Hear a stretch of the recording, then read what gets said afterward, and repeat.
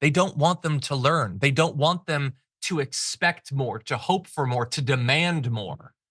They want less. That's the indoctrination that we're seeing.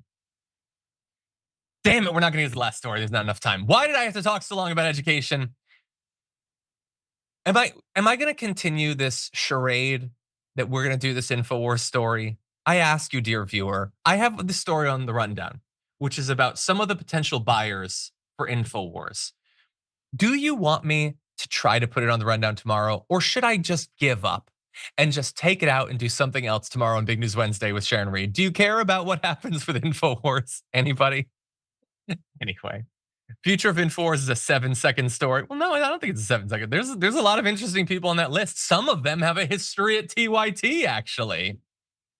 Some people are saying they care. Some people are saying, nope, give it up. Okay, well, we will consider. But anyway, I do want to thank you for tuning in today. Tomorrow will be Big News Wednesday. Sharon Reed will be here. We're gonna have some fun news. We're gonna be looking for good news. Tomorrow, I know, today was a bit of a downer. Hopefully tomorrow will be more positive. For now, though, stay safe out there. Stay sane out there. We'll see you soon.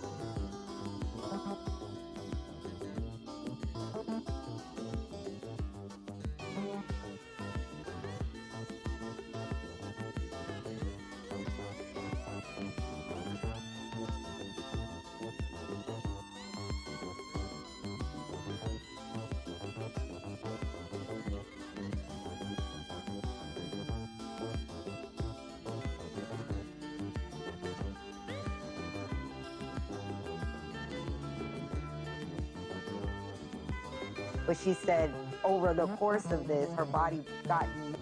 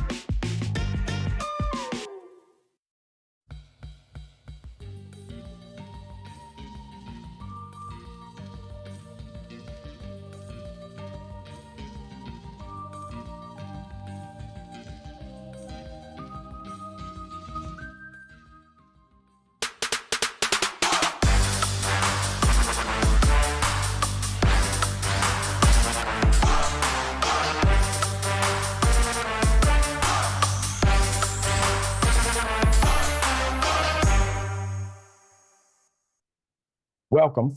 It's indisputable. I'm your host, Rashad Richard. Good to be with you. We have a lot on the agenda today. Breaking down news of the day, the incomparable Sharon Reed, always fascinating, host of the Sharon Reed Show and TYT Contributor All-Star. All right. Top story of the day, hell of a thing. Innocent man released after spending 23 years in prison for a crime he never did. Put up the picture full mask. This is why we fight and advocate for justice in this injustice system. A criminal justice advocate who spent 23 years in a New York prison for a murder he never committed has finally been exonerated himself. John Adrian Velasquez goes by JJ. JJ was found guilty in 1998. In the 1998 murder of retired officer Albert Ward. This happened in Harlem. Officer Ward was shot and killed after trying to stop an armed robbery at a gambling parlor he owned in Harlem. At the time, multiple eyewitnesses pinned the shooting death on then 22-year-old JJ, who was in the Bronx having a long conversation with his mother as the crime was in progress. Phone records supported his alibi. Nonetheless, members of the jury thought JJ was guilty and sentenced him to 25 years to life in the Sing Sing prison. Multiple appeals failed in the years after his conviction, but national media began to highlight the holes in the case. Former New York City Governor Andrew Cuomo approved early release from prison in 2021. However, his criminal record was still labeled convicted felon, and he had to complete a parole sentence.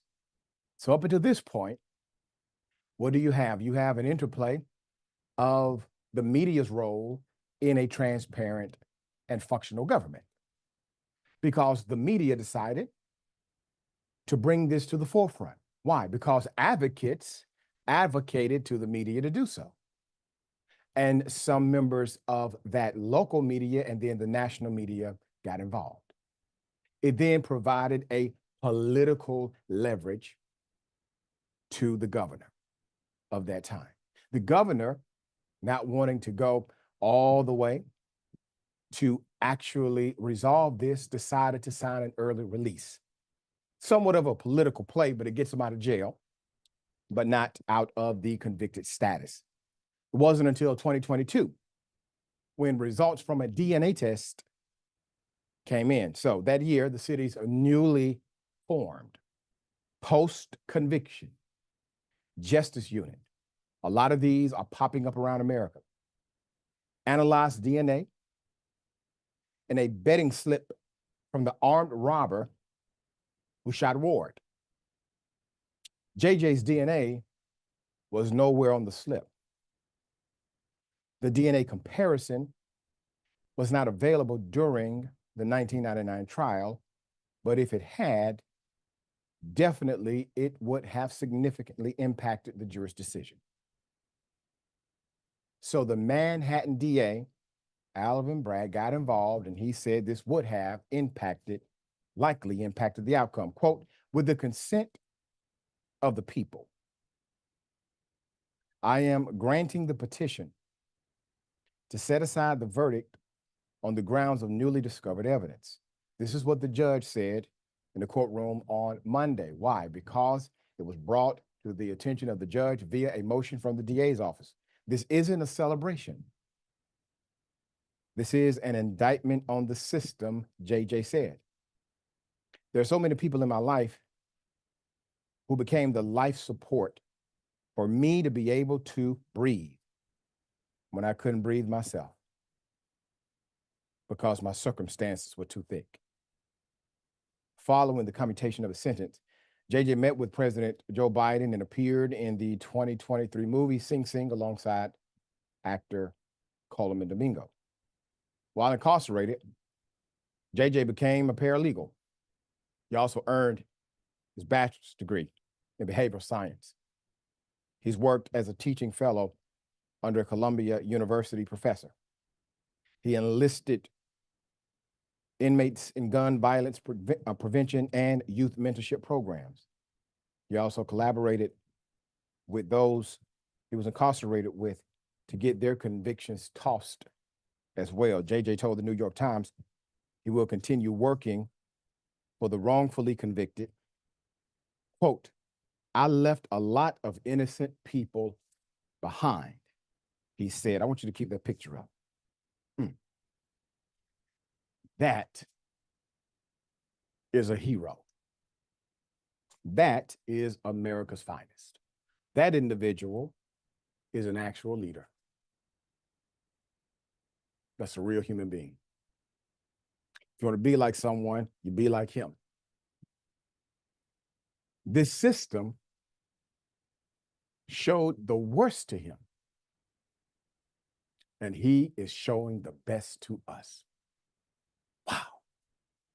All right, Sharon, you know, the story makes you want to cry for multiple reasons. The injustice, and also this man's transformation of what happened to him. What say you? Well, he's cut from a different cloth. Yeah. That's what was going through my mind as you were relating all of the horrific details here. And I'm glad that you said it and related the detail that this is not a win here. Right. This says nothing but the worst of America. And that he said, I left a lot of innocent people behind. This is not an isolated incident. At least I don't believe it is, Doc. I believe there are many more people out there. That's why I don't judge people who have a record. Not unless I know all the facts, because I know Right. I know the facts about America. So I right. just don't judge people. You're right. I'd vote for him. I'd vote for him. That's right. That's right.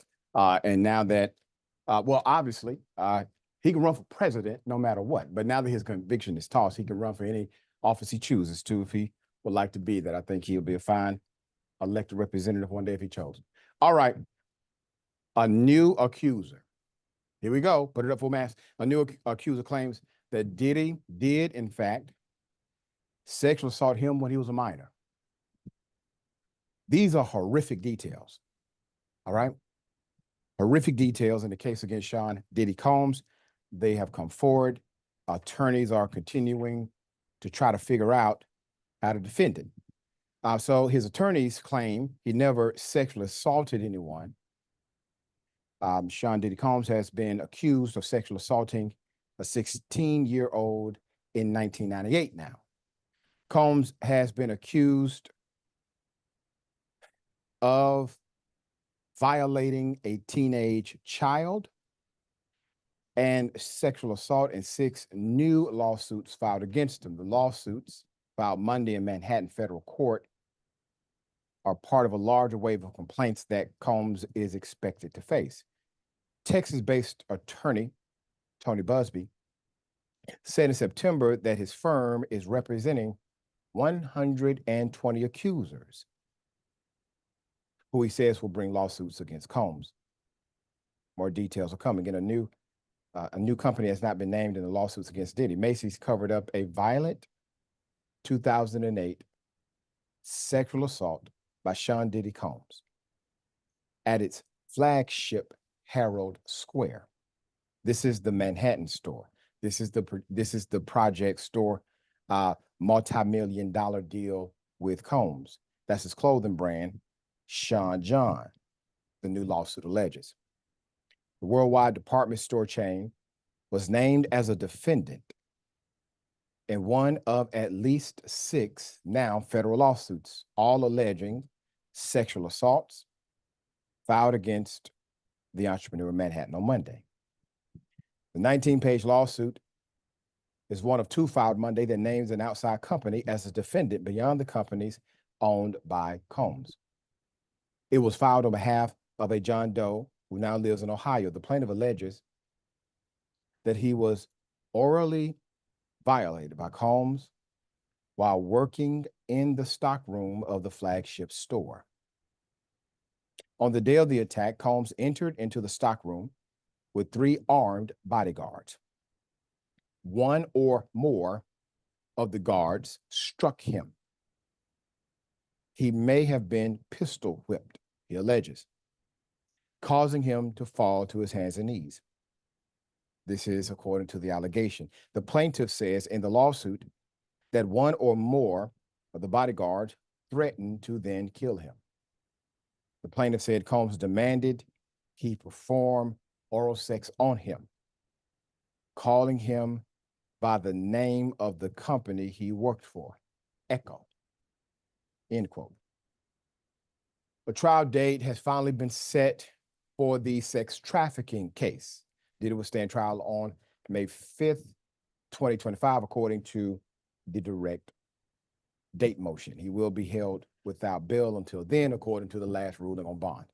Thursday, Judge Aaron Subramian set the date for Combs' federal trial on charges of sex trafficking and more. Per USA Today, in court documents filed late Wednesday, federal prosecutors gave a larger list of discovery items they plan to dissect, including various electronics, hard drives, evidence seized from Combs' mansions, and business records across financial institutions, hotels, and phone companies. So what is he charged with? All right, Combs, 54, has pleaded not guilty for racketeering, conspiracy, and sex trafficking charges, alleging he coerced and abused women for years with help from a network of associates and employees while silencing victims via email and violence, kidnapping, arson, and physical beatings. Now, Sean Diddy Combs, according to the unnamed victim, Sean Diddy Combs doused a woman with a lubricant that was mixed with a date-violating drug, and then viciously assaulted her alongside his bodyguard and a third friend. The accuser's attorney claimed the unnamed victim was allegedly forced to remove her clothes when Combs threatened her with a knife, lawyer Ariel Mitchell Kidd said on News Nation's Banfield this week. We have video of the woman's attorney that explains a little more. Here it is. But she said over the course of this, her body got more and more limp, and she couldn't figure out essentially what was causing it, because it wasn't as if she was forced any drugs. She said she had a cup of water that she took a sip of, and she knew immediately it wasn't just water, but she only took a sip. And she felt that whatever the liquid was being squirted on her had something in it, which essentially debilitated her and her faculties. All right. There's more. So it seems that there was some kind of drugs mixed into the oil, which is why he was dousing her in that oil prior, not only to make it easier to assault her, but that was what was lowering her defenses. That victim, who was also named, filed a police report at that time after the incident. Mitchell Kidd said last week, 3 years ago, what a rub. 3 years ago, writer and sociologist Tracy McMillan Cottom profiled Diddy for a magazine profile. During the interview, he applauded the #MeToo movement. She says his rebranding as Love, Love, some say brother love, was a psychopathic move. Quote, I remember saying to my mom that he sounded like a child. She tells the Independent of the paper she was profiling for Vanity Fair September 2021 issue. Combs was in the middle of the Love rebranding, prompting an initial eye roll from the writer. She writes in the piece and invited her into his Malibu property for a sit down, during which he repeatedly referred to himself in the third person as he boasted about his own handsomeness, she says. He kept talking about, I'm an attractive young man, Cottom says of Combs, who was then 51 and several years older than the writer herself. Quote, the way he would describe himself, first of all, was young, which I thought was bizarre. It was telling that he has created a character version of himself that is powerful and sexy and physically attractive, when really what he is rich. In the May 2021, he pushed the name change with an Instagram post showing off a photo of his driver's license. Sean Love Combs written under his picture. And the caption, look what I just got in the mail today. It's official. Welcome to the Love era. All right. As I said, when this first happened, you will have more allegations, more lawsuits, and likely more individuals added to the criminal docket for charges as this moves forward. And that's exactly what's happening. Sharon, thoughts here? Well, Dr. Ritchie, you know, as I say frequently, and perhaps even moments ago, my policy is not to judge people who are felons convicted, because I happen to know that this country is pretty sleazy in the Justice Department and the way justice is metered out. In Diddy's case, though, and I won't refer to him as Love, and I remember the post. I remember it. I saw it. I am going to judge him. I saw what I needed to see with Cassie, and I believe there's a good number of accusers who are absolutely telling the truth. And those who aren't, who are just doing a shakedown, I'm okay with that too. You know, it's interesting because I understand your point, and someone tried to make the argument about, well, this one doesn't sound as credible as this. I say, you know, this is what happens when you live a particular life. You create the bandwagon for a couple of folk to jump on, but the bandwagon was created by Diddy, period. All right. Okay. Kamala Harris, VP, torched Trump at a rally with his own video. It was a hell of a thing. Rarely seen presidential rallies. Here it is. All right. And he tells us what he would do if he is elected president. So here tonight, I will show you one example of Donald Trump's worldview and intentions. Please roll the clip. The worst people are the enemies from within. The enemy from within. Those people are more dangerous, the enemy from within, than Russia and China. These people should be put in jail the way they talk about our judges and our justices. Now, if you had one really violent day, one rough hour, and I mean real rough. I think the bigger problem are the people from within. We have some very bad people. We have some sick people, radical left lunatics. And I think and it should be very easily handled by, if necessary, by National Guard, or if really necessary, by the military.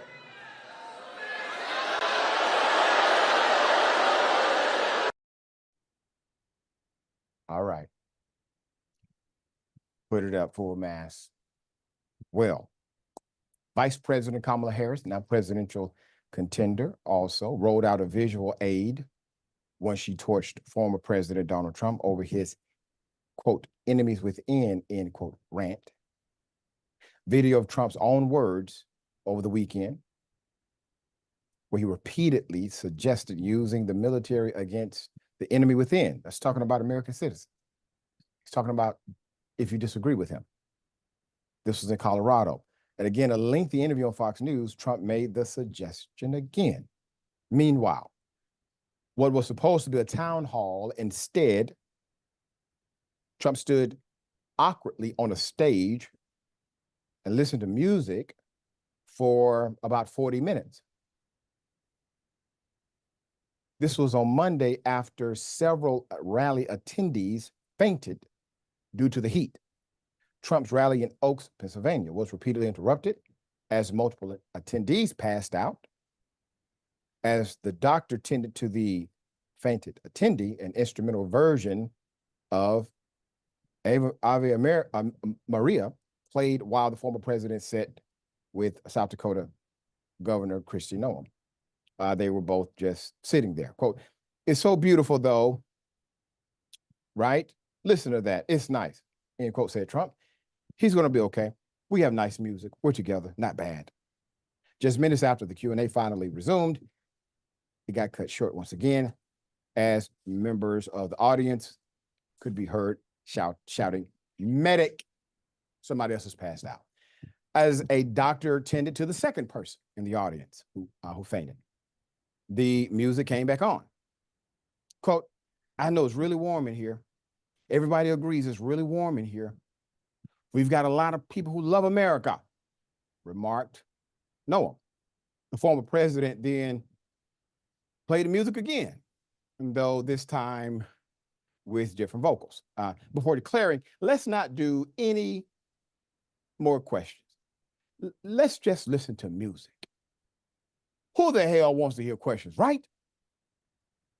What preceded was an entire 40 minutes of Trump standing awkwardly on stage as multiple songs were played one after another. Put up the picture of Trump again with the, you see,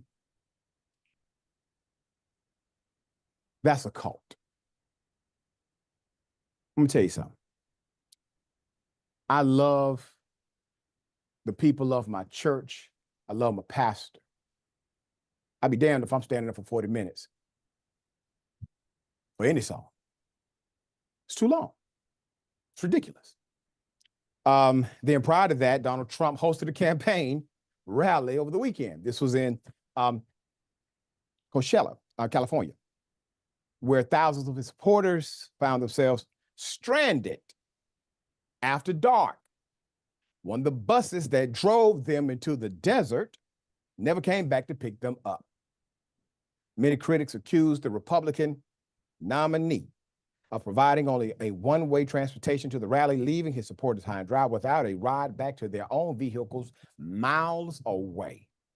Reports from the scene indicated there were initially 20 to 30 buses available. However, only one remained in operation after dark, resulting in a turnaround time for each drop-off of 30 minutes, which left thousands desperate for a way out. Mind you, this is not the first time he's left supporters stranded that caught buses to his rallies. Now, the people that will still support him after this, that's MAGA. The individuals who will say, you know what? He's not the guy I thought he was. Well, that's like a little Republican. You see the difference? All right, Sharon, thoughts here. Why they're following someone who's unhinged and indeed endangering Right. their lives. The reporter said it was quite hot in there. And what did he do? He had no concern about the person who collapsed. He then wanted to dance. Right. dance. Right. It's right. it's bizarre, and we've got to have an intervention. But you know, if anyone cares, Right. You know, are we going to check on his cognition? Is he mentally okay? Mhm. He doesn't want questions anymore. He wants to stand for 40 minutes and listen to music. Doc, can I ask you something? Do you think the Yes. New York Times will call for him to drop out of the race? There I you don't go. know. There it I'm is right asking there. for a friend. Thank Exactly. you. It should at least be considered at this point. Okay, we got more on the other side. It's indisputable. Stick and stay.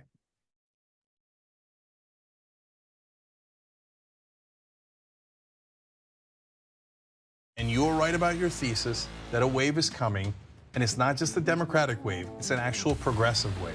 So apparently the country's a little bit more sane than we realized, which is a giant relief. Down goes Donald Trump. I had no idea what was going to happen, but I felt good about this race. There is a path.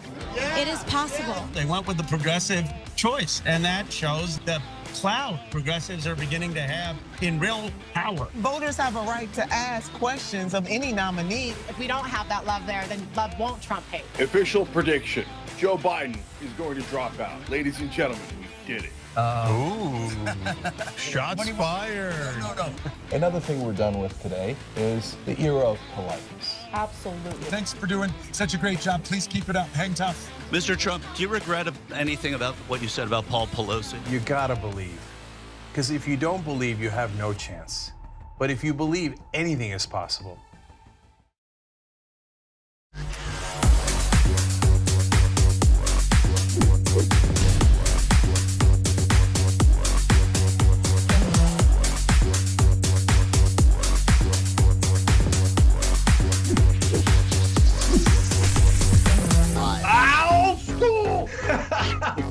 I missed you guys. I was born to be eccentric. As soon as we figured out Instagram, they were like, can't use that anymore. The old people have it. Luckily, I'm mostly happy. Everything about Wiener Schnitzel's funny. Can we thank Cuck Schumer just so that we can say Cuck Schumer? If you and me pop up on TikTok, there's going to be like a creeper alert throughout TikTok. I'm going to do the rest of the show this way. It's a better look for me. Did you watch any of Bridgerton? Yeah, and obviously I stopped watching after 5 minutes. There is a secret British female inside me. Welcome to old school. Let's give the people what they want.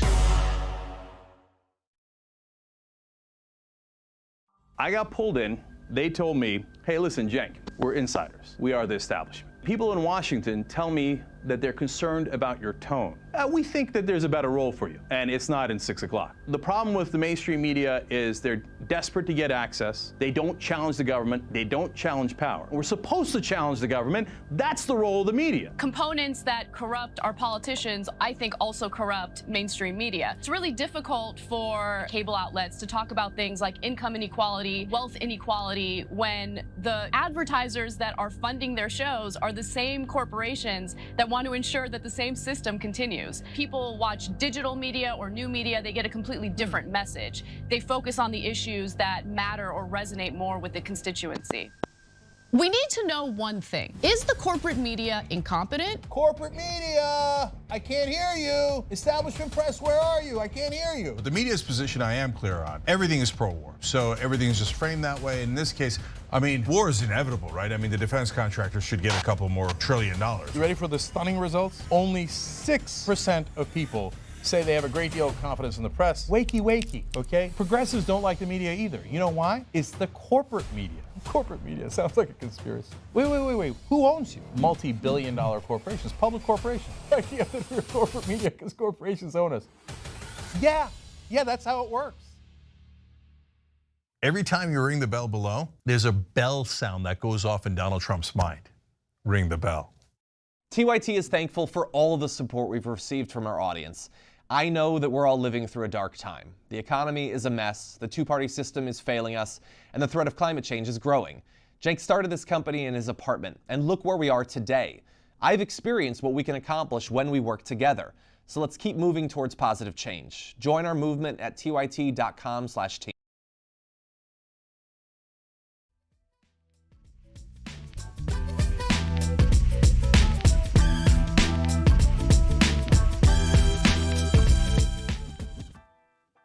All right, welcome back. Always good to be with you. We have a lot of comments. I'm going to read as many as I can.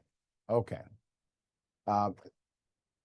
Yep, George, the most unique of the Jungle Dragon, said he wanted to dance on someone's grave. Yeah. Innocent Manfred, Tanya Ladd Marot. He is going to be a millionaire. It was not worth everything they took from him. That's correct. Dimples. Diddy is a devil. Cheese sandwich for the rest of his life. So sad, evil. And Roberto Arnold. And then they still tried to blame everyone but him. I saw that too on social media. Individuals literally did blame everybody but him. Okay. All right. Got something for you. Ladies and gentlemen, I wish Karen would. You want to call the police on them for having a barbecue on a Sunday. I feel free! Back off! I'm going to tell them there's an African-American man threatening my life. Why are you recording me? Because when I said muchos gracias to you, I said I'm you American. said it's America. No, I did not. What'd you say? I'm American. Okay. Meaning? I can't just say muchos gracias to you? I don't know what the problem is, and if you've got a problem You with say me, it- then maybe you guys should leave. Okay. Because if there's a problem, then maybe you There's guys no should problem leave. whatsoever. We're having fun here. Apparently there is a problem. You have a problem with me saying that I I'm don't have no American. problem whatsoever. You're I said making muchos gracias out of I'm just saying that out of I'm greatness just for you telling for giving me a beer. If you have a problem, And you said, then maybe this you is guys should America. leave, and I'm not going to keep I have arguing no with issue you. with you Then whatsoever. I would like you guys to pack it up and cash Yeah. out, please. But after that, I said, I This- can't believe you just said that. Okay. Then you said, you know This what? Keep it down here. We're having fun. It's a over. pool alley. Please pack it up and let's Are you go. kidding me? No, I'm not. No, I'm not. Yeah, I know. So this is America, right? So I can't say muchos gracias to you. Are you kidding me? Yeah, the bigotry shining through. Okay, put up the picture full mass. It's an interesting dynamic here because we have a situation where a term that's actually courteous. It's courteous. It's a nicety. It's generous. It's kind. Thank you much. understood by everyone because we've socialized it into the context of the English language, even though it is not English itself. She gets upset over the nicety because it was said in the tongue that she understood what it meant, but she doesn't like the fact that it is Spanish. It's interesting, isn't it? Because language has offended this individual, and the language is a nice thing. It's because of the difference of the dialect, the tongue, as they would say in the ancient culture. But to understand language is to understand sentiment. Language is a shadow of sentiment in heart. We just use language to express it. So he's saying thank you very much from his heart. That's the sentiment. Language, that's the filter. This filter has made her upset. I'm glad he did what he did, because it exposed not only her innate bigotry, because it was probably a very reactive response because her bigotry is on default setting. When he called her out for it, it made her conscious of her bigotry if she was not conscious of it prior. And then she gets to make a decision. Now that you have been called out for your bigotry, it is no doubt that you are conscious of the bigotry. What do? Her response to kick him out of the restaurant is why she's on Indisputable. Could have been a great learning moment for you, madam. All right, sharing thoughts here. Eres una estúpida tanta de mujer. I took about 6 years of Spanish, Doc. I did not retain much. You are a stupid fool of a woman. I wish you would have continued to speak to her in English. I prefer Spanglish, a little mix here. Yeah. That you're so upset and bothered. I would love it if any Indisputable fans, they're everywhere, could find this establishment and just talk to her in Spanish every day. Yeah, there you go. I guess they have a no Spanish speaking policy there. All right. Hell of a thing. A man arrested for hunting hurricane relief workers, armed man. I kid you not. This is what rhetoric gets you. This is what happens. All right. In the wake of all these conspiracies pushed by the right, by MAGA, surrounding recent hurricanes and FEMA workers, a man with an assault rifle has now been arrested after reports of an armed militia hunting hurricane relief workers. The United States does not have, the hurricane relief workers are government officials. They were forced to flee a county in North Carolina. One man was, in fact, arrested after reports an armed militia was prowling around in trucks, quote, hunting for hurricane relief workers. Deputies later said they found no evidence of truckloads of men with guns, but did arrest a man armed with an assault rifle who allegedly threatened to, quote, mess up FEMA workers. On Saturday, the Washington Post reported on an email sent out by U.S. Forest Service officials warning relief workers that, quote, National Guard troops had come across 2 trucks of men saying they were out hunting FEMA. That email resulted in aid workers being evacuated out of Rutherford County. The county sheriff's deputies learned of a man armed with an assault rifle who had allegedly been making threats against workers in the area. He reportedly told a gas station attendant that he was going to mess up some FEMA personnel, end quote. William Jacob Parsons, 44, was arrested by Lake Lure police after the deputies tipped them off of his alleged threats. He was armed with a pistol and a rifle when police found him. He was booked on a $10,000 bond, which he posted.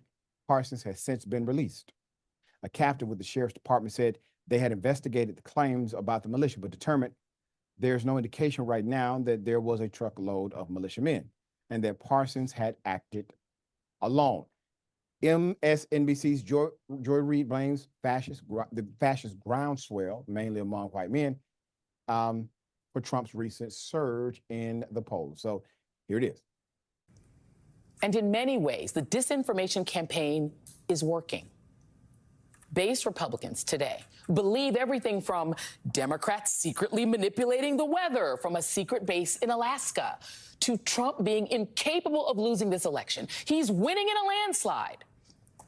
And some Democrats are starting to believe the disinformation too. Have you noticed how sharply the polls have shifted in Trump's favor over the last couple weeks? With these claims that Trump is surging with Black and Latino voters and leading in every single swing state, according to secret internal polls, despite all the Hitler talk. Yes, this race will be far too close. Because unfortunately, we do have a fascist groundswell in parts of this country, mainly among white men, let's be clear, but in small pockets among Black and brown men too. This happens to be a global phenomenon as women become more economically independent and seek positions of power. I agree with almost everything Joy Reid said, except for there is a secret base in Alaska. Here's number two. But friend of the show, Simon Rosenberg, points out that just like in 2020 and 2022, dozens of right-wing polls have been dumped into the marketplace in the last few weeks, 12 in Pennsylvania alone. Those polls then swing the polling averages to the right, making Trump look strong and Kamala Harris look stalled. Now, there are lots of explanations for why you'd want to game the polls. Entrepreneurial Republican pollsters can certainly gain favor with Trump, who's apparently fuming about Vice President Harris's billion-dollar fundraising and positive press. And then there's the more sinister explanation that if Trump, Republican pollsters, and even jittery Democrats convince enough people that his victory is inevitable, how much easier would it be to claim that the election was stolen? She makes great points. These are called push polls. Push polls. And the reason they're called push polls is because their actual function is to push a particular bias or candidate. They are not typically properly weighed. The statistical and demographic dynamics are not configured based on an appropriate data set of active voters that are likely to participate in the presidential election. They're heavily skewed with white males who are likely to vote Republican, et cetera. So they manipulate the back numbers in order to thus manipulate the numbers presented. These are push polls. They then will utilize these push polls, meaning the political candidate, i.e. Trump, to do a few things. One, to fundraise. Hey, I'm a winner. You need to go ahead and give me more money. All right. Two, obviously, to create the appearance of victory prior to. And naturally, what Joy Reid has said, you cannot dismiss the reality that these individuals will claim, look at the massive lead he had in whatever state. If it's close, if he loses, especially if he loses by a close margin, all of a sudden you set up the prerequisite argument for an insurrection again. And here's the irony of it. Republicans are the ones who will tell you polls are lies. Don't look at the polling data. But then we'll utilize that very same polling data in order to defend their position of political violence. All right, sharing thoughts here. It's all true. It's all true. And I almost find it scientific what Joy Reid is saying. The polls aren't. And the other thing is, if you are dejected, you've been through years and years of Trump trauma, I call it, You may decide I'm not going to vote. Well, it's not even worth it. So I guess I just won't go. Not in Georgia, though. Record That's right. numbers, early voting already coming in. Yeah. Yeah. Georgia is with it this time. I'm happy about Fully the woke. numbers. Yeah. We got more on the other side. It's indisputable. Stick and stay.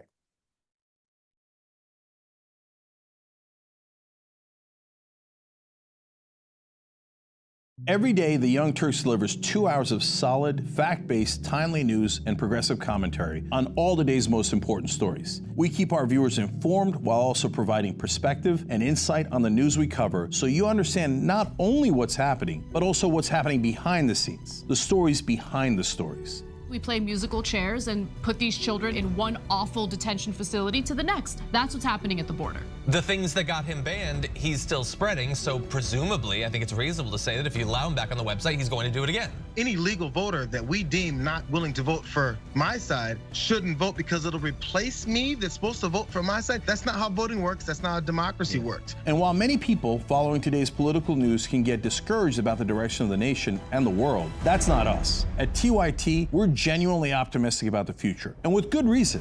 Today, wide majorities of Americans agree with our progressive stances on issues ranging from healthcare and education to climate, immigration, and wages. The rising generation of young people are also overwhelmingly progressive in their political beliefs and policy objectives, and they're increasingly flexing their muscle as voters and activists to demand change from our elected officials. The traditional mainstream media is mostly AWOL. They, along with the government and many other cherished institutions, have been captured by corporate interests. Audiences sense that they're not getting the whole story, or even the truth from once trusted outlets, whether broadcast and cable TV news networks or national newspapers and magazines. The antidote is the Young Turks. Unlike mainstream corporate outlets, we're not beholden to corporate advertisers, to defense contractors, to Wall Street, or to Big Pharma, and we don't carry water for the Republican or Democratic parties. So watch us Monday to Friday at 6 p.m. Eastern, 3 p.m. Pacific, and join the thousands of progressives around the globe who tune in every day for TYT's unmatched, award-winning content and see what it's like to experience a news organization that only answers to you. All I ask of you going forward is keep fighting forward, okay? But we don't fight with arms and physical and any of that, right? We fight with love, we fight with peace, we fight with hope and belief and faith in one another. And we do, that's right, with knowledge and facts and truth and things that are real. Objective reality matters. So much of our audience is scientists, teachers, engineers, data analysts, people who believe in objective reality, right? So thank you guys for believing in that. Thank you for believing in hope, and thank you for making it happen. I appreciate all of you. Thank you.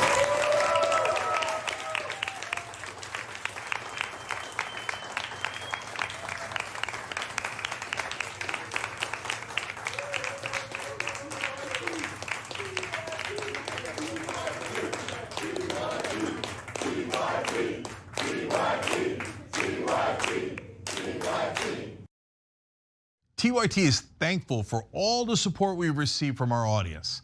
I know that we're all living through a dark time. The economy is a mess, the two-party system is failing us, and the threat of climate change is growing. I started this company in my apartment, and look where we are today. I've experienced what we can accomplish when we work together. So let's keep working towards positive change. Join our community at tyt.com/team. TYT has been around for over 2 decades, and we don't plan on stopping anytime soon. We want to continue providing our audience with fact-based reporting, insightful commentary, and thought-provoking analysis. But times have changed. We're fighting an uphill battle against overbearing social media companies and their anti-news algorithms. We need viewers like you to become members to ensure our future. Join us at tyt.com/team. What's that you're looking at? Scan around and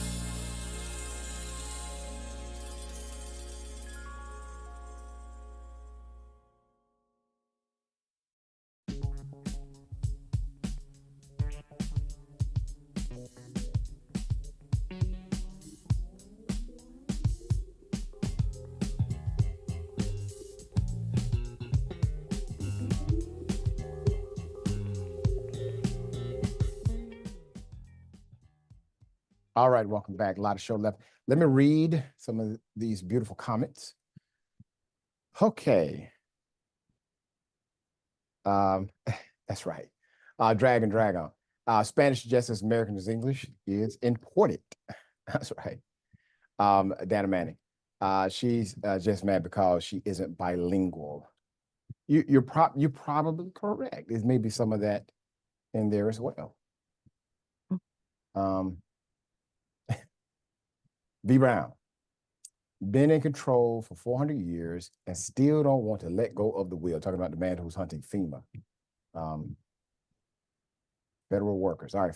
I think this is fiery. He is not going to win, but sadly, we had to deal with them trying to stress us out. Polls show she is ahead. If you poll during his rally or at his rally, maybe he gets a jump. Okay. All right. So we have an update. The woman who murdered her sons drops her insanity plea. Put up the picture for a mask. Initially, the insanity plea was filed via motion. In an update, 32-year-old Tiffany Lucas, who fatally shot her two young sons, Maurice Baker Jr., age 6, and Jaden Howard, age 9.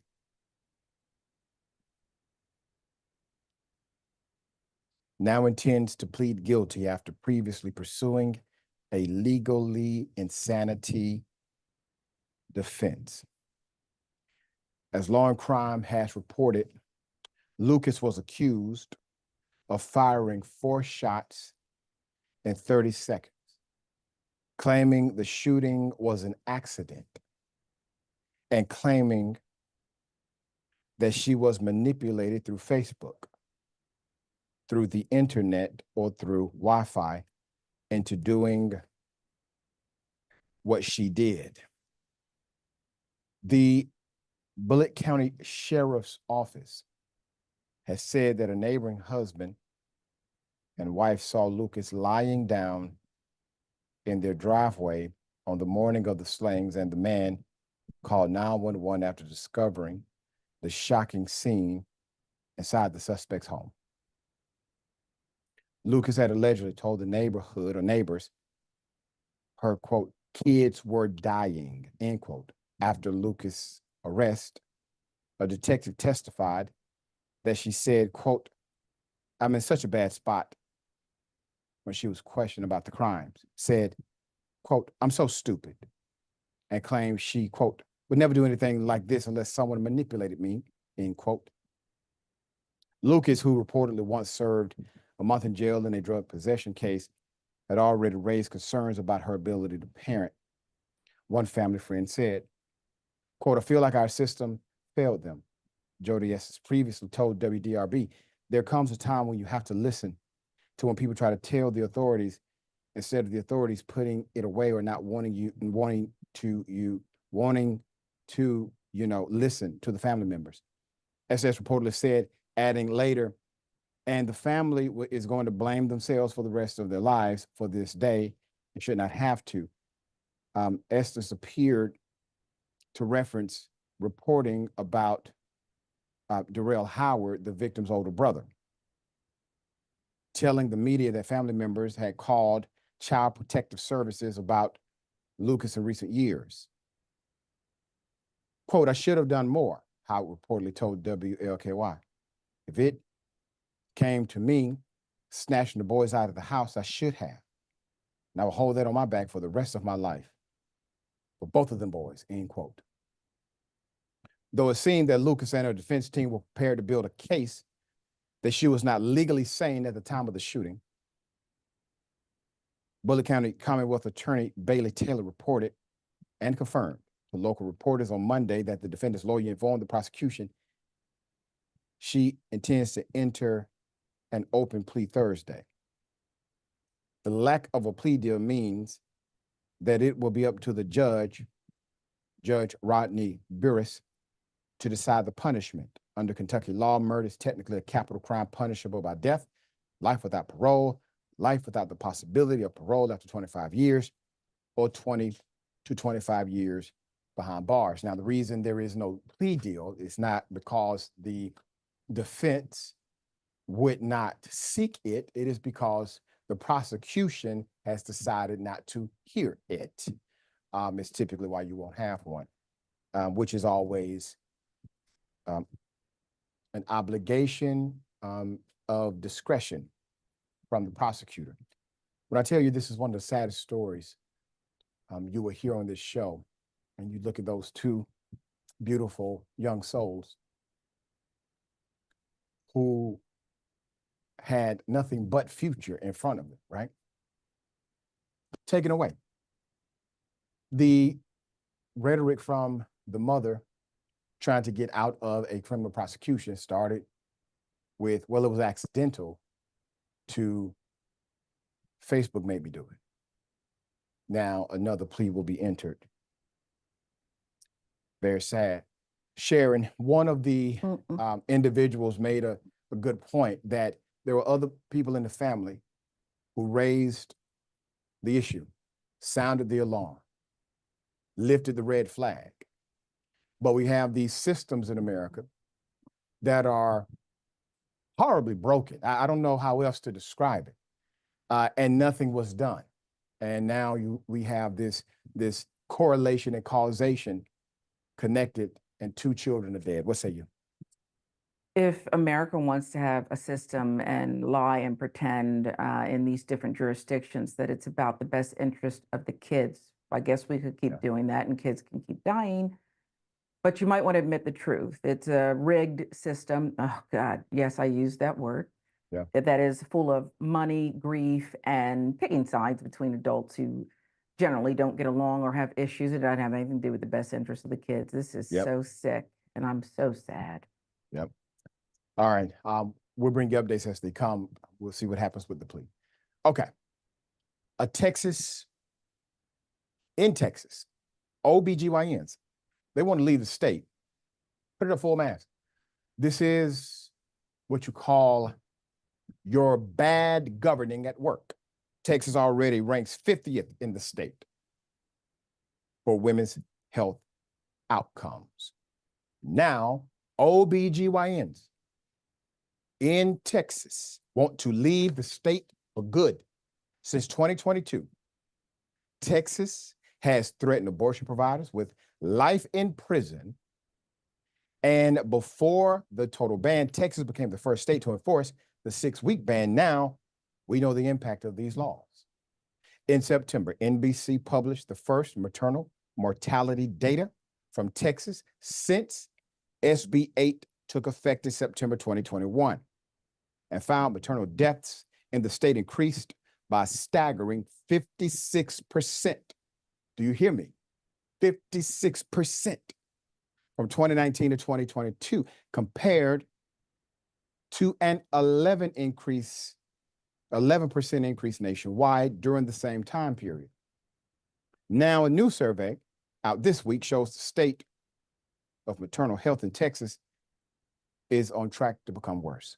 The survey conducted by Manet Health received responses from 450 practicing doctors and 47 medical residents in Texas, with 70% saying the state's abortion ban prohibits them from providing high quality, evidence-based care.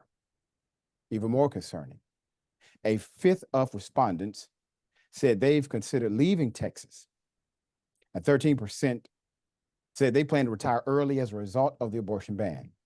The majority of OBGYN residents said Texas abortion laws can be a factor in whether they stay in the state. Further, a third of the respondents said they don't understand what exactly qualifies as life-threatening under the abortion ban's narrow and ambiguous exception for medical emergencies, while 6% said they fear legal repercussions for providing any basic healthcare services that could be associated with abortion. We reported on these stories initially when the bill actually became law. And during that time, women were denied life-saving medical services because the medical director did not want to risk misinterpreting or did not want to risk it being misinterpreted what service was provided, because the penalty for this political dynamic can be life in prison. It's a horrible reality to face. But this is what, once again, bad governing gets you. These are the consequences, okay? The same day that particular health company published this study, a group of Texas OBGYNs spoke to reporters at an event hosted by the Texas Democratic Party.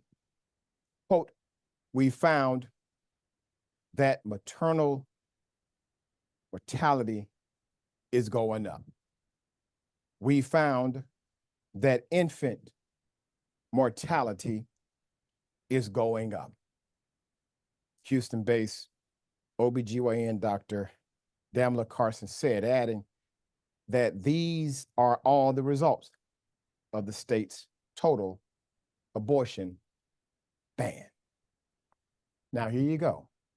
A direct conflict in their alleged reason for providing the ban.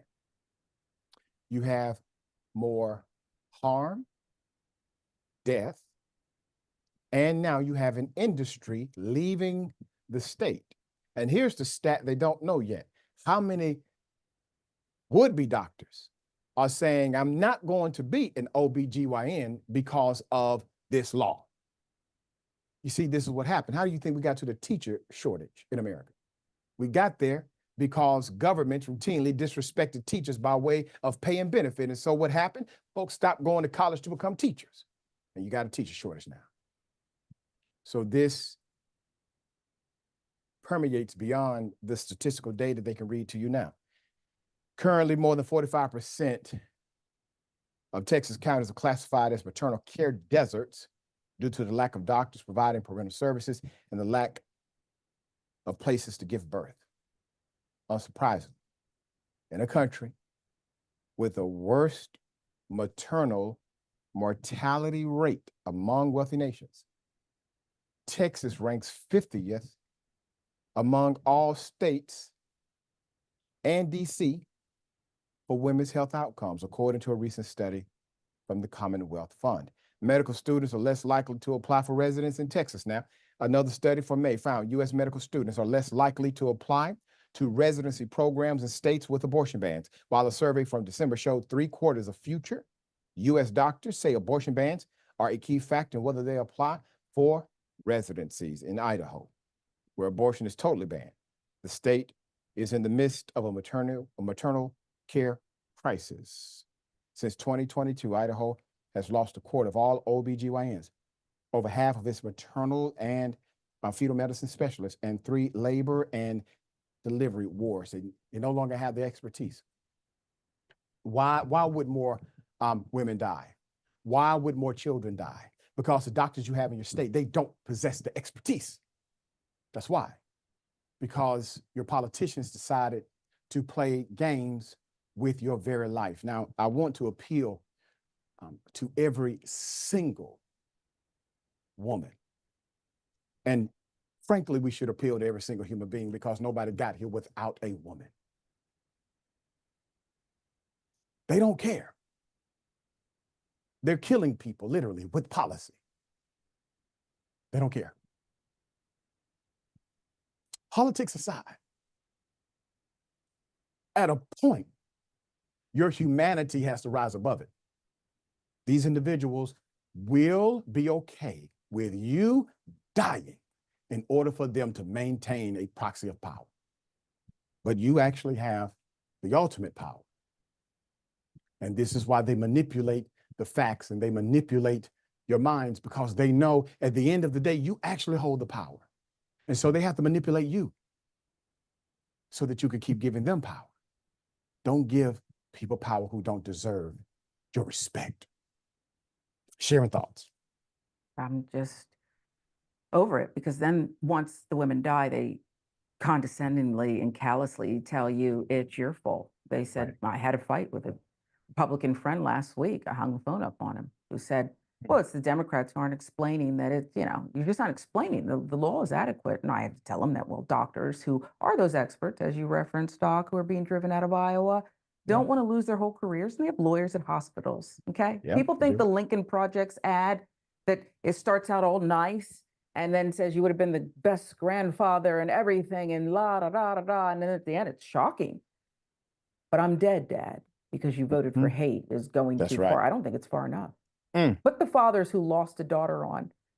Put the actual fathers, not actors. I don't think it goes far enough. This is actually reality. We know that here in Georgia, don't we? That's right. That's right. Well said. All right. We'll bring you updates. I guarantee more updates are to come because of these disastrous laws.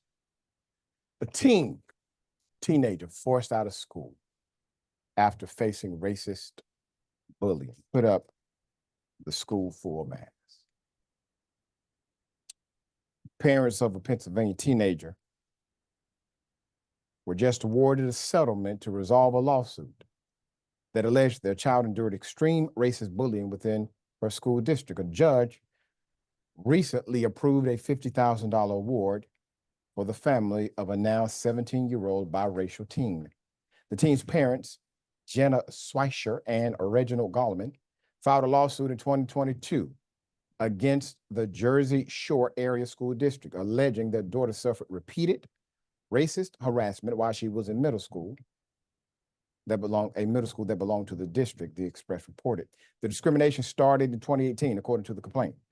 The suit detailed specific instances when the child was called a Black girl's name and a monkey, had Baba Black sheep, sung to her and heard the use of the N-word. Other Black students also reportedly suffered similar treatment. The claim also states that Swisher reported the hostility to district administrators, but her complaints were met with inaction. None of the offenders were ever disciplined. The child reportedly suffered, quote, ongoing racial harassment that was so intense that she suffered a mental breakdown in 2022, forcing her to withdraw from the district entirely.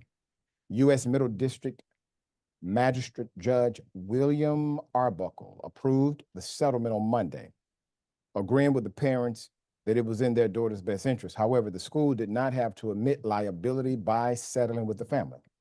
4 school administrators who were named in the defendant's case were removed from the complaint last summer. District teacher Ray Burley said she, quote, witnessed bigotry of all kinds throughout my career. Nothing new here. I did my best to squash any such behavior that I was privy to in my classroom, but bullies are smart, well, devious and sneaky are better words. They do most of their cowardly, dirty work outside the earshot of teachers and staff, she said.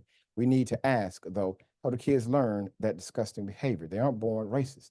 A lot starts at home, whether we like to admit it or not. And that is true. A lot of it starts at home and then it's reinforced by Donald Trump. It's reinforced by Matt Gaetz. It's reinforced by Marjorie Taylor Greene. It's reinforced in our entertainment culture. It's reinforced in shows, movies, inequitable outcomes, lack of opportunity. It's reinforced. You're right, it's in the culture. It's reinforced everywhere. Put up the pictures. Currently, Dr. Brian T. Ulmer has been a superintendent at Jersey Shore Area School the school district since 2020. However, the now retired Jill Winrich was the superintendent during the time the harassment initially started. These incidents of harassment allegedly occurred from 2018 to 2022 during both their tenures. Both of you are to blame based on the responsibility you had at the time. Sharing thoughts here. I'd rather have Snooki and them as a superintendent of schools if this is what we're doing, since you're not really taking your job seriously and you think it's okay to run people out of there and fuel hate. This is actually, we need to stop making it so complicated, Doc. You know it and I know it. You're a leader. It's pretty easy to stamp this stuff out. It's called zero tolerance. It's called turning the tables, and it ends quickly. Yes. Okay. And you can leave if you and your parents don't know how to comport yourselves. Okay. Sick. It is. Bring on Snooki, the situation. All of them could do. I mean, they could do better. Ronnie. Dr. Joe Clark. Somebody, if you don't know Dr. Joe Clark, look up Dr. Joe Clark. It's a great movie made about him. It's a real person who turned around actual schools for a living, and he had a great movie made about him. All right, we got more on the other side. It's indisputable, stick and stay.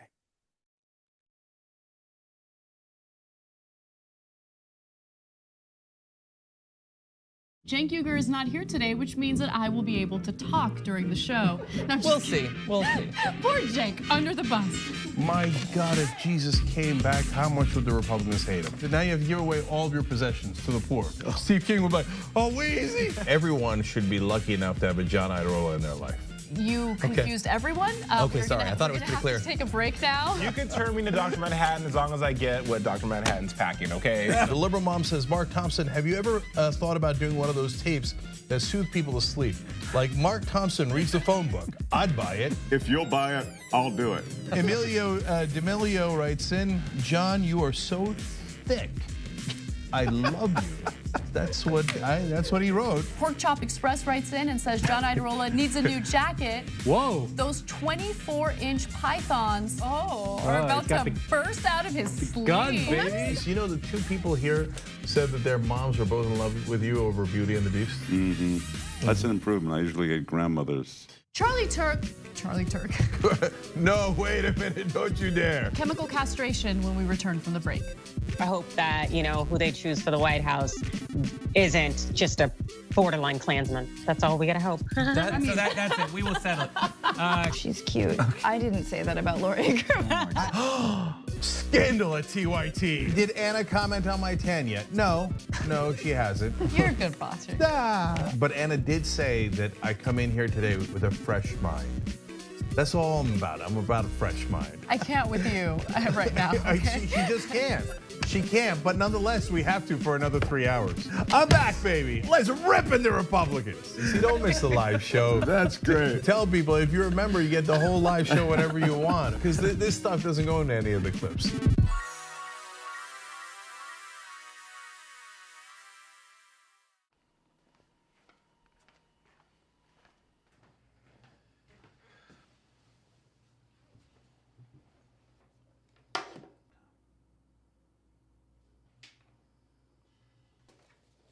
Welcome to the Damage Report. I'm John Iadarola. This is gonna be a big one. Meanwhile, in the Arctic, you know where this is going. You watch the Damage Report, the Arctic's on fire. Obviously, why would we be talking about the Arctic except to tell you that it's melting once again? The Republicans aren't that interested in it. I wonder why. Lift out of poverty up to 3.7 million people, including an estimated 1.3 million children. Hashtag save the children? Not if it costs money. I mean, come on. It's time to break down the myths of the right wing, the political elite in both parties, and the establishment media. Myths like the media has a liberal bias. Hilarious. Or America's a center-right country. Preposterous. The truth is that the American people are progressive, and no matter what party or media elites say, justice is coming. I've written a book that makes this clear and shows you we're gonna get it done. It's called Justice is Coming, and you can get it anywhere books and audiobooks are sold. Hey, I'm John, that's my name. But many of our facilities and equipment here at TYT headquarters are nameless. You can change that.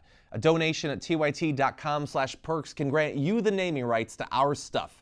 Check out the full list today. Every time you ring the bell below, there's a bell sound that goes off in Donald Trump's mind. Ring the bell. TYT is thankful for all of the support we've received from our audience. I know that we're all living through a dark time. The economy is a mess, the two-party system is failing us, and the threat of climate change is growing. Jake started this company in his apartment, and look where we are today. I've experienced what we can accomplish when we work together. So let's keep moving towards positive change. Join our movement at tyt.com/team.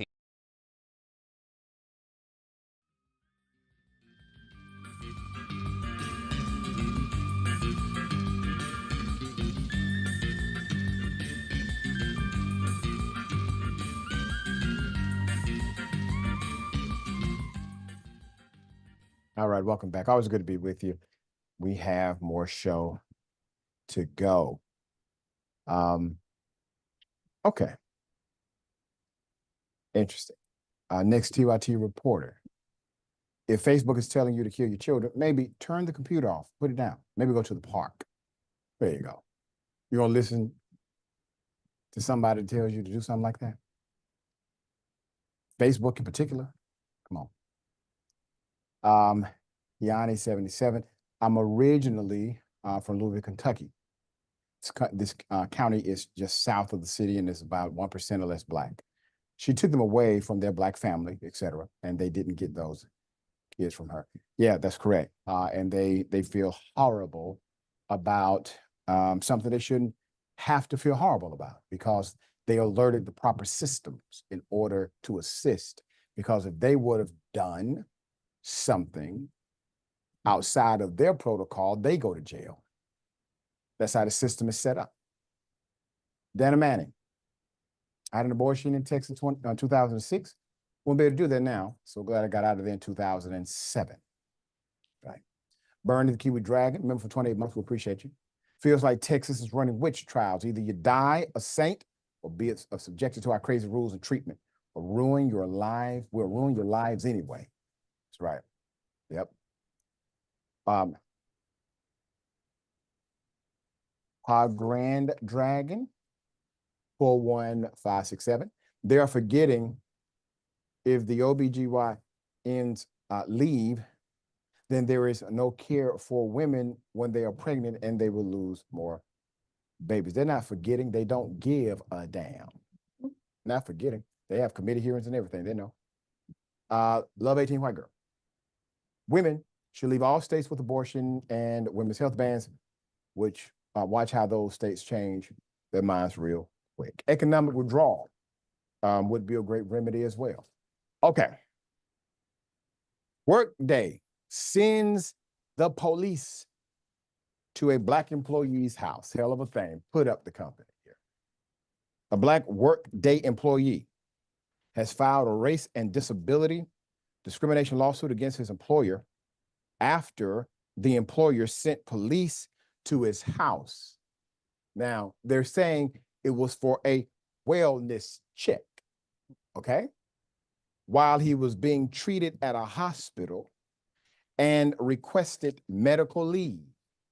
Anthony Hill, a senior legal counsel at Workday, who was Black and on leave from the company, filed a lawsuit in the Northern District of California's court, December 2023. The case is still ongoing. In June, the case was dismissed without prejudice because the court ruled that Hill had not adequately pleaded. The California law should apply basically outside of the territorial jurisdiction. Workday is based in California, while Hill is in Maryland. Hill has filed an amended complaint, which Workday has moved to dismiss. So it was rejected based on the doctrine of basically territory, jurisdiction. Jurisdiction had not been properly pleaded in his initial case. It wasn't because he didn't have a case, he just had to amend the filing in order to make sure jurisdiction was properly noted. Hill was on medical leave. Leading up to his leave, Hill said he started drinking more as he faced more stress. October 12, 2022, he went to the hospital because of stress and exhaustion and trauma associated with this and other discriminatory, retaliatory, harassing, and hostile treatment of him by other Workday employees, the lawsuit said.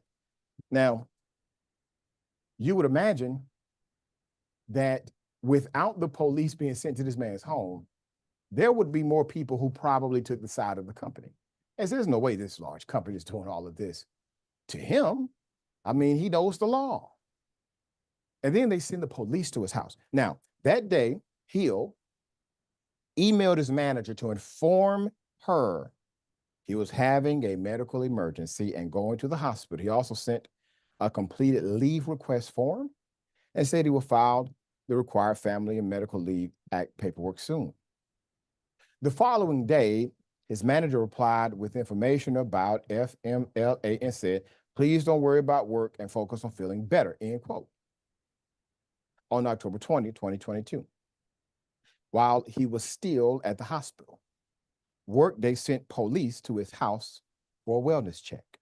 According to a police report about the incident, a safety and security manager at Workday called the police for a welfare check on Hill because the company was unable to contact Hill or his wife, his emergency contact. The police spoke with Hill's wife, who confirmed that Hill was in medical treatment, the report said. Hill told Business Insider that he didn't receive any records, calls, or emails from Workday after the last email from his manager on October 13th and before the incident. At the hospital, Hill couldn't use a cell phone. So a member of the rehabilitation center staff informed Hill about this and allowed him to call his wife. Hill said that when he heard about this, he felt as if he was going to have a heart attack, and his wife, who was home at the time, was rattled by the whole incident. This man is already in the damn hospital under rehabilitation because of the massive, extreme harassment and more from his employer, according to the allegation. He takes mental health days. He gets his ducks in a row. He's recalibrating, resetting. Give me time. I got it. FMLA covers me. There's a law. I filed the paperwork, sent the email, follow the rules. Get a response. Focus on getting better. And then the company, according to the allegation, they don't do it themselves. They call the security department. I promise you, this didn't generate with the security department. They're just doing the job, right? They contact the security department for the security department to do their dirty work. Why? Security department. Now you contact 911 and you say, it's a welfare check. We're going to catch you. What? Adding to this man's suffering inside of a place where he needs all of the focus and attention to be about him recalibrating to life. So they sent the police to the man's home. Wife rattled, he's rattled. Quote, there's nothing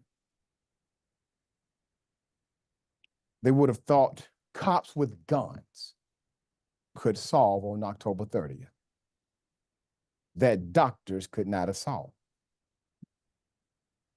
Hill said. Hill filed an equal employment opportunity commission charge against Workday, April 2023. In August 2023, he first filed a lawsuit against the company in the Superior Court for the District of Columbia.